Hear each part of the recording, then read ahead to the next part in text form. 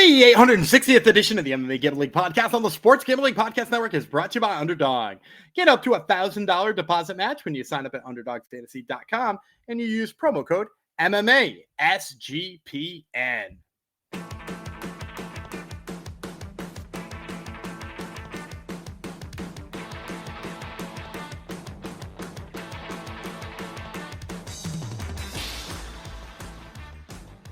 Hi-yo, degenerinos, and welcome to the MMA Gambling Podcast on the Sports Gambling Podcast Network, episode 860. This episode is dedicated to anybody who listened to the last solo episode I did.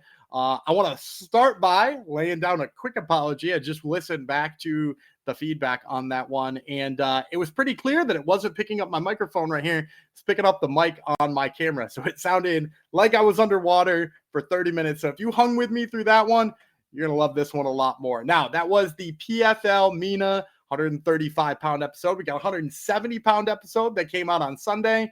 You can go back and listen to both of those if you dare. But today is not about PFL MENA. It's about PFL Europe. That's right. They're giving us two cards this week. We're getting PFL MENA, PFL Europe the day after. That's going to be on July 5th. And we're going to be breaking that one down from Brussels today. I got 6 fights for you this time because we got 4 tournament fights we wanted to hit, 2 showcase fights that we just couldn't do without 2. So I'm going to break down 6 fights for you. Who am I? Of course, Daniel Gumby Vreeland here. I am the host of this podcast, the only host who's been on all 860 episodes. Usually, if you're a frequent of the show, you're probably saying, where the hell's Jeff? Where's he at? The guy who cues you up, that gives you the fun banter. He's not here today. He's not going to be here tomorrow either. Our Monday, Tuesday, and Wednesday episodes are sadly solo ones until he is back next week. So he's going to be back next week. Plenty of time before UFC Nashville and to give you some regional episodes this week. So this week, we're flying entirely solo, but that doesn't mean you're not going to get winning plays. Doesn't mean you're not going to get winning picks. Doesn't mean you're not going to get the breakdowns you know and love. So without further ado, let me quickly tell you that NASCAR's in-season tournament is here, and we are running a free contest. And if you want to get in on that contest, you can head on over to sportsgamblingpodcast.com/NASCAR contest for your chance to win a $200 gift card. And make sure to subscribe to the NASCAR Gambling Podcast. Look, these guys are dropping winners day in and day out. They're absolutely amazing at what they do. And you're going to want to make sure that you're tuning in to everything that you're seeing from them. So once again, that's the NASCAR Gambling Podcast, wherever it is you get your podcasts. So once again, this is coming to you on July the 5th. It's coming from Brussels, Belgium, PFL Europe 2. They are running a tournament that we're going to talk about a little bit here. They got 4 quarterfinal fights, similar to like we talked about with PFL MENA. And then we got 2 fights all the way up top that are going to be given to you with actually some former UFC guys are in. Actually, 2 former UFC guys in there, some hot prospects as well. So without further ado, we better get to the picks. Let us start off in that aforementioned tournament here for the 135-pound PF Europe crown. I believe they get a $100K check if they win the whole thing. You know, it's a big check. What's more fun than a big check? But the first 2 combatants for that are going to be Dean Garnett, and he's going to be fighting Thomas Grönvall. Now, Grönvall is taking this fight on short notice.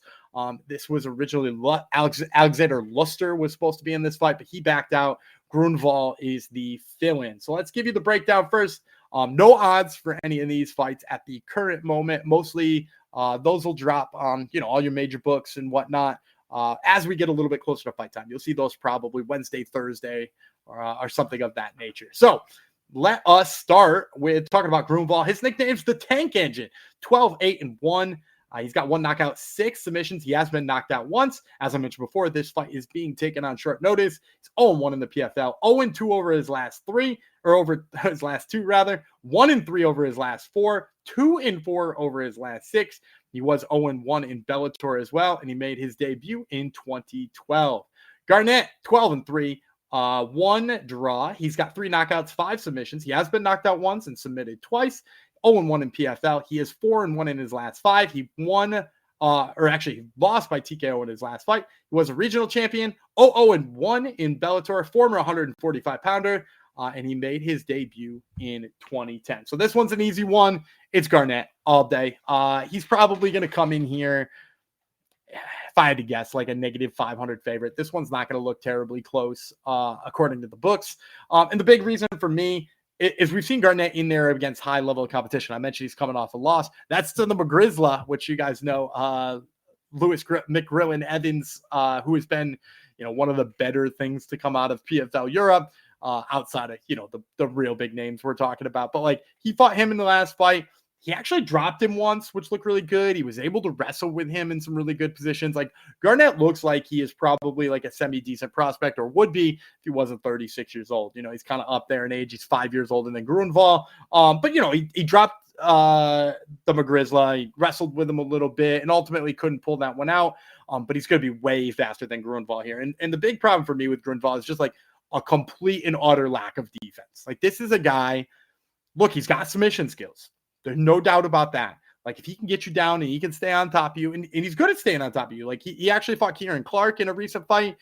Kieran Clark took his back, was looking to sink in a choke, fell off the top, and Grönvall was able to hold that position. He was able to hold it for a pretty significant amount of time. So that's a little feather in his cap. He's clearly not too bad there.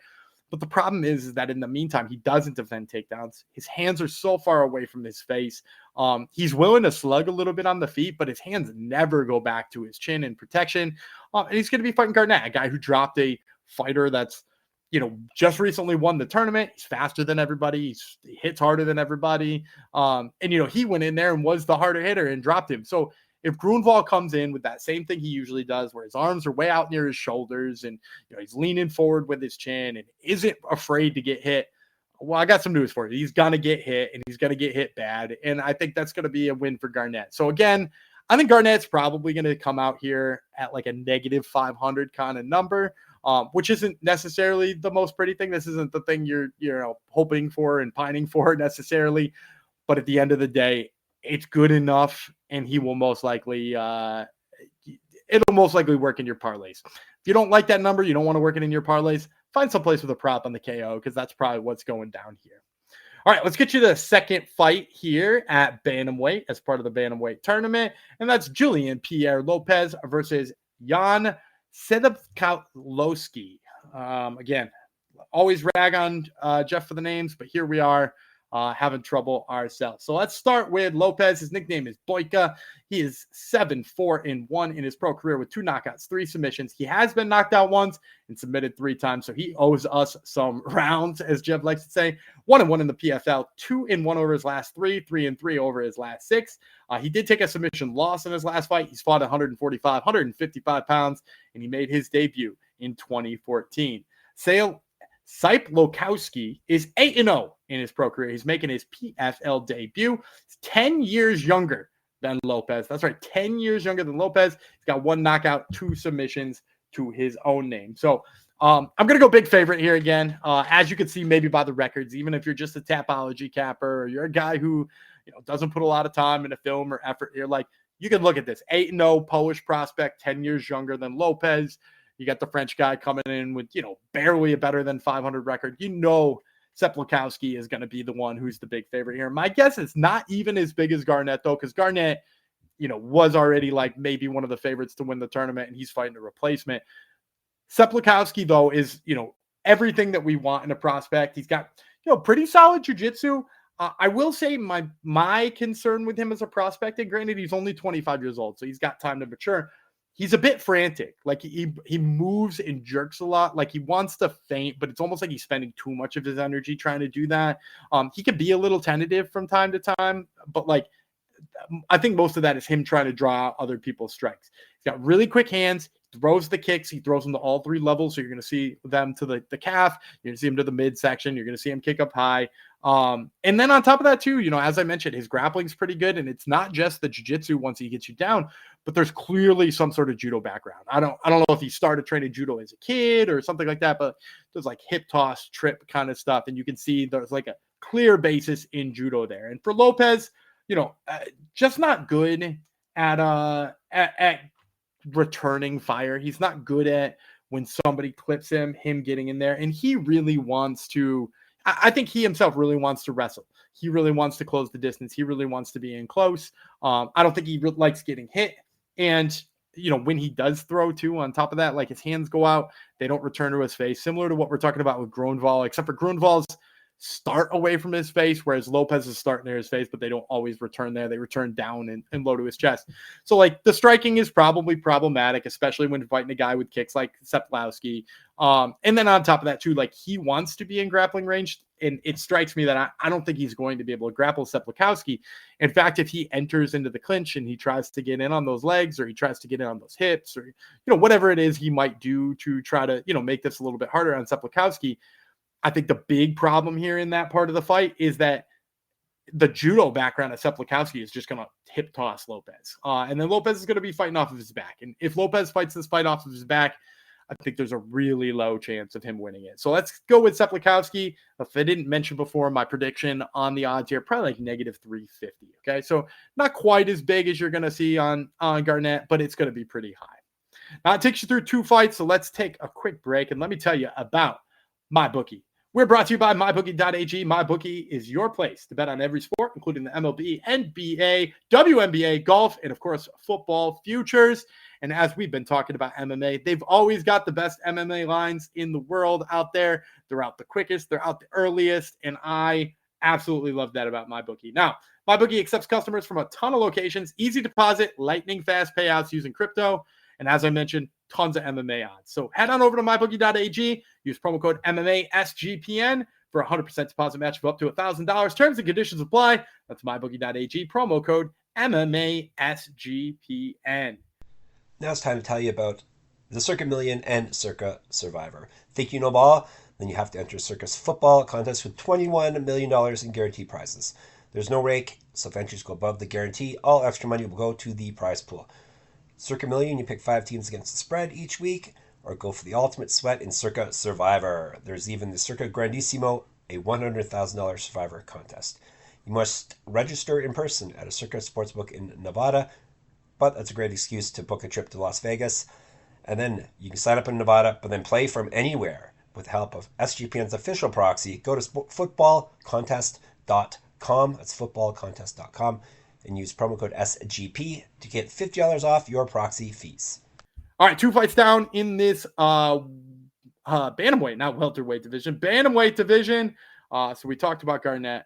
We talked about Ciepłowski, and now we're going to talk about a couple of more guys. So we're going to talk about Gustavo Oliveira versus Azizoun. These two are fighting, as I mentioned before, at 135 pounds as part of the tournament.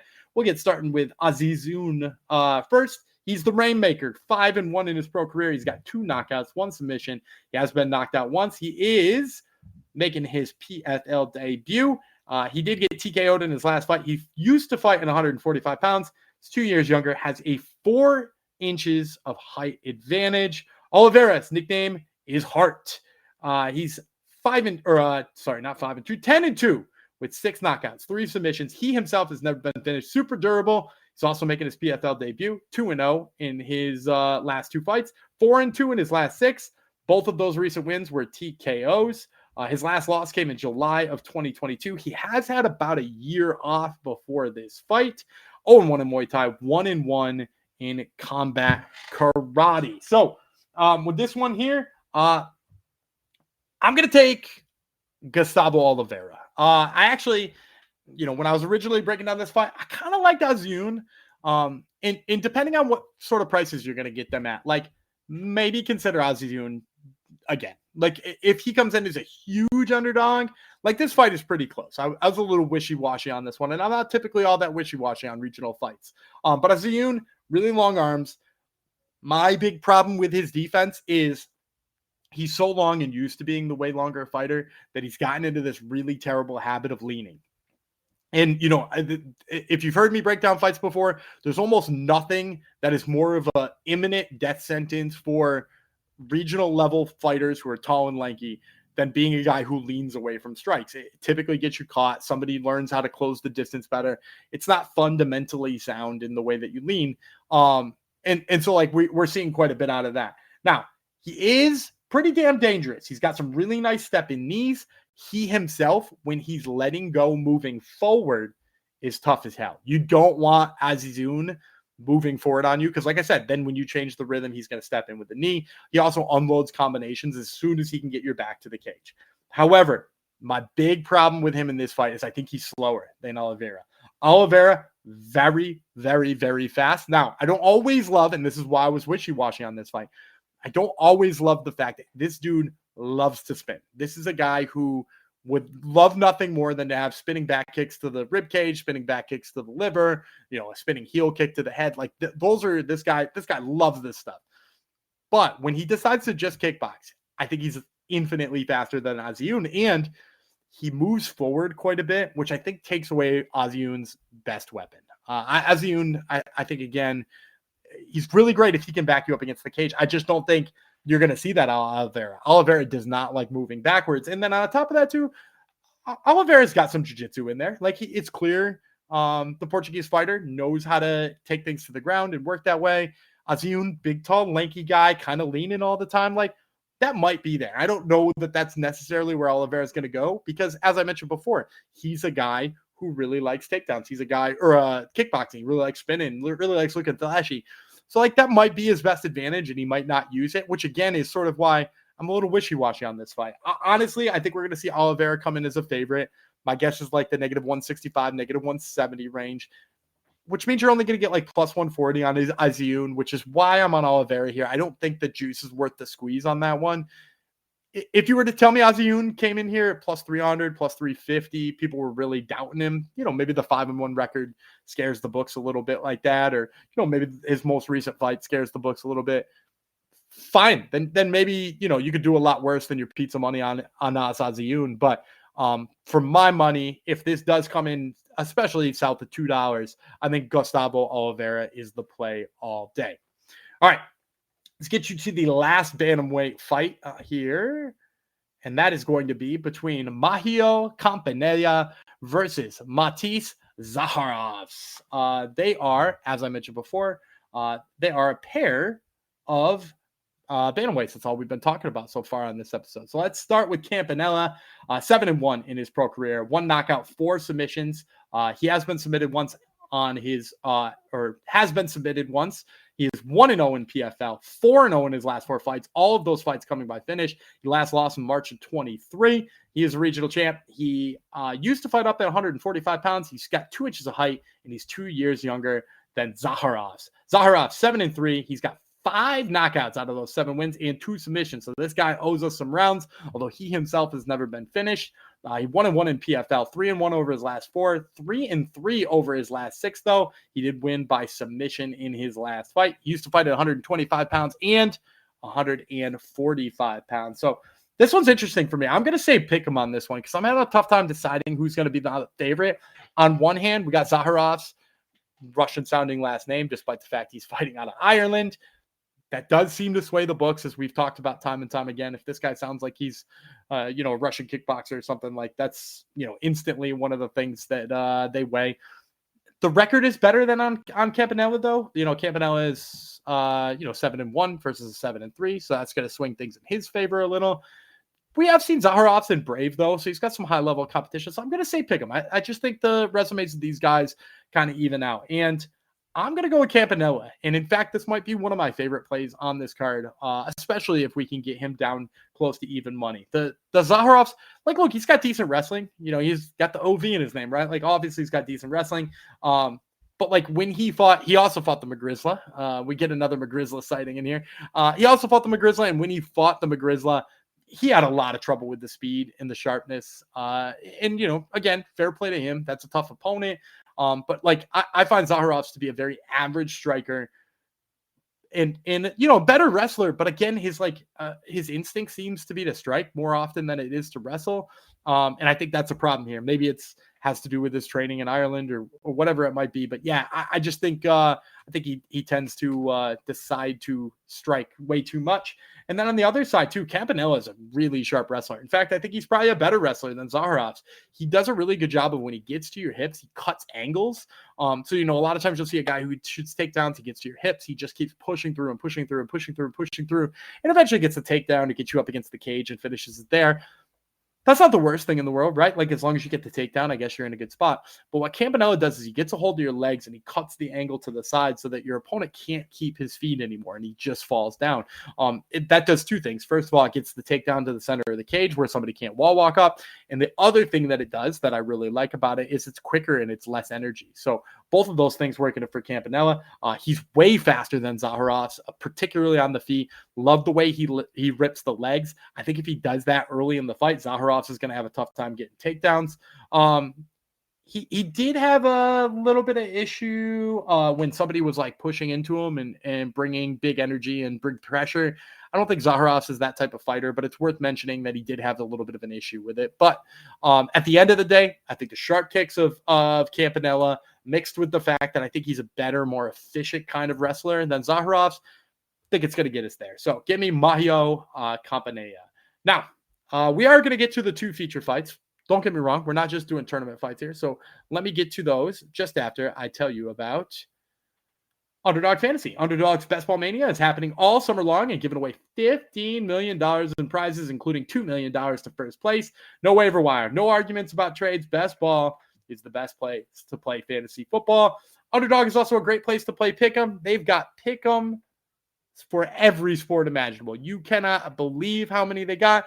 And, hey, I've been dabbling in golf a little bit lately. I'm going to take Hideki Matsuyama, who had a real good first 2 rounds, not so much third, but real good first 2 rounds at the Rocket Mortgage over this last weekend. So I'm going to take the lower than on his strokes this upcoming weekend. So give me Hideki Matsuyama's lower than on his strokes. And you can get in on that pick as well when you sign up using promo code MMA SGPN to claim your special pick and first-time deposit offer of up to $1,000 in bonus credits. That's UnderdogFantasy.com, promo code MMA SGPN.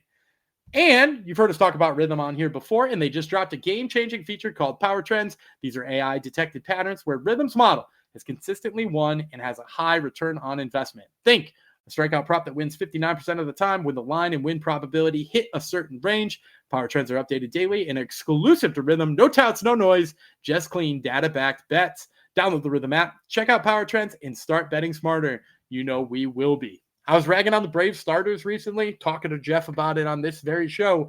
And then I flipped on Power Trends and checked out what Rhythm had for us. And they're like, hey, get in on Spencer Schwellenbach and how many times he's going to strike out the Mets. And what do we see? We see him strike him out 12, hold him to 1 run.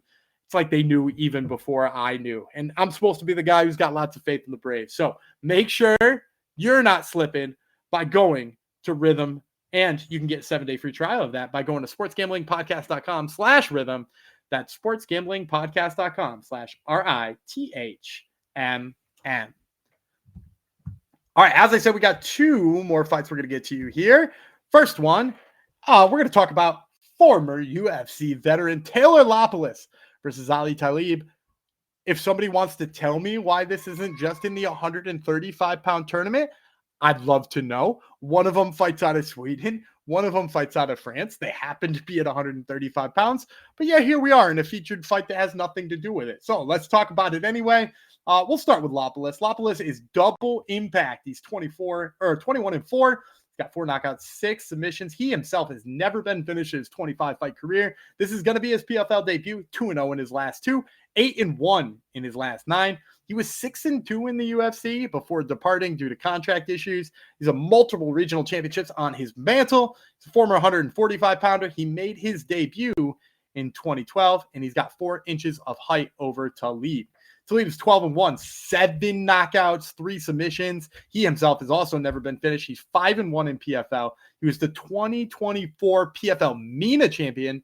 Because of his background, they let him fight in PFL MENA. And now he's here fighting PFL Europe, but in a choke. It's dumb. Don't give Don Davis any credit for anything. He's 3-0 in his last 3. He's got 2 straight TKOs. He's a regional champ, 5 years younger, and he's got 1 inch of height over Lapilus. So this is going to be, I think I took what I considered to be a pick'em before with Campanella. This is going to be my first underdog play. I think Taylor Lapilus, his UFC credentials, the fact that he was 6-2 in the UFC, they're going to weigh heavily on the bookmakers. But I'm going to take the younger, faster, stronger Ali Taleb in this one. Because, you watch Lapilus, even in his wins in the UFC, this is a guy who likes to move forward. He occasionally gets his takedowns. He works really hard for everything he gets. He's dedicated to scoring that takedown once he started it. And on the other hand, Taleb, I mean, it's simple. This guy throws bungalows. This guy throws bombs, and he knocks people's blocks off. And I think Lapilus is hittable enough that he's going to get hit by something on the way in, looking for those takedowns or looking to close the distance. And, I know he's got quite a bit of reach here. The 4 inches of reach shouldn't hurt. But, Taleb closes distance really well because he's got a lot of aggression and he is really tough.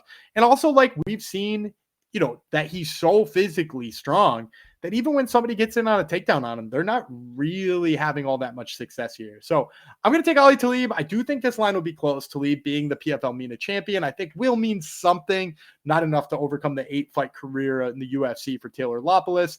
So I'm going to say Taleb maybe plus 175, and who knows, maybe the money will come in on Lapilus and we'll get even a better number come fight time. So those are my predictions on the odds. All right, and that brings us to our last fight. We got another UFC veteran here. Of course, I'm talking about Danny Hot Chocolate Roberts. He's going to be fighting Patrick Habirora. So let's start with Hot Chocolate first. He is 18-8 in his pro career, 8 knockouts, 5 submissions. He has been knocked out 5 times. Bookmark that one. We're going to talk about that in a second. He's also been submitted twice. This is his PFL debut, 0-3 in his last 3. 2-5 in his last 7. He last won in October of 2021, and he's been out of the cage for almost 2 full years. 7-7 in the UFC, and he made his debut in 2010. Habirora is the Belgian bomber, 6-0 in the UFC. 5 of those 6 wins are by knockout, 2-0 in the PFL. He's got 4 straight TKO victories. He used to fight at 55 and 65. This one's going to be at 70. He's got 1 inch of height, and he is 14 years younger than Danny Roberts. He's only 23 as Habirora. And this one's Habirora all day for me. I actually, we were just talking about in that last fight, the fact that I was like, perhaps we'll see, Ali Taleb come as an underdog because he's fighting a UFC veteran. And at first I kind of had the same feeling about this one. I was like, who knows? Maybe we'll get Habirora as a slight underdog because he's fighting a UFC veteran. And then I watched the film and I'm like, the books are going to love this Habirora guy. He is an absolute dynamo on the feet. My only concern about him in the long term is I haven't really seen him wrestle with anybody who's halfway decent at wrestling. I went back to watch some Danny Roberts film to be like, could he wrestle enough to win this fight? Could he is he a good enough wrestler that I could squint and be pick him? And I don't think so. And on top of that, having been knocked out in 5 of his 8 losses, that's a real concern for me here too. Because Habirora he hits so freaking hard. He's so tough when he clips you. And Danny Roberts has been knocked out by better strikers than Habirora, but we've talked about this time and time again. Those are cumulative. Those build on you over time. So I don't necessarily think the fact that there's been some time since those is good for him. I think he's primed to get knocked out here again. Again, I don't necessarily know too much about the grappling, but I think if this stays on the feet, you're going to see a much faster, much rangier, much sharper striker in Habirora. And the way he brings the knockouts, go watch a couple of his highlights if you haven't already.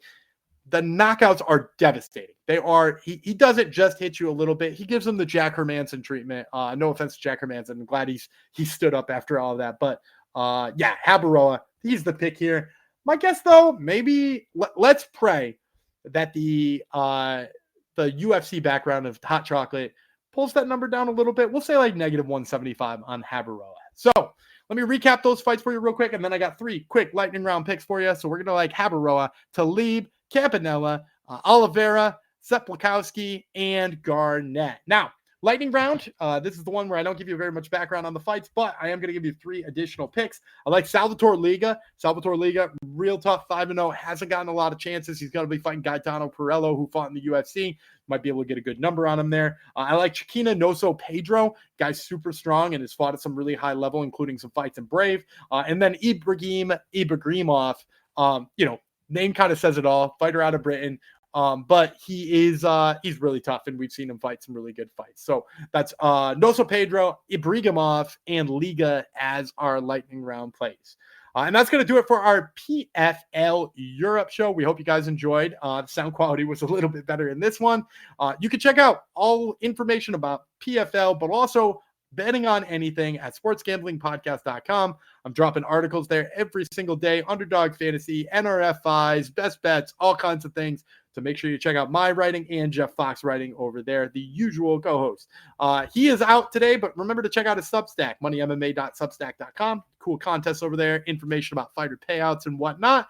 And you can check out my other podcast. That's at Top Turtle MMA on all the social medias, but also you can just check it out wherever you get podcasts. We're going to be talking to the aforementioned Salvatore Liga, as well as Anthony Guarasio, who is fighting on Contender Series in the summer. And remember to check out me on Twitter at Gumby Vreeland, him on Twitter at Jeff Fox Writer. And of course, you can check out the show at SGPN MMA on Twitter as well. Until tomorrow, which we're going to be doing one more show. We got Aries, which if some of you know is already the bane of my existence. We got an Aries 33 show coming at you tomorrow. I'm David Gumby Vreeland without Jeff Fox this week, and I'll catch you tomorrow.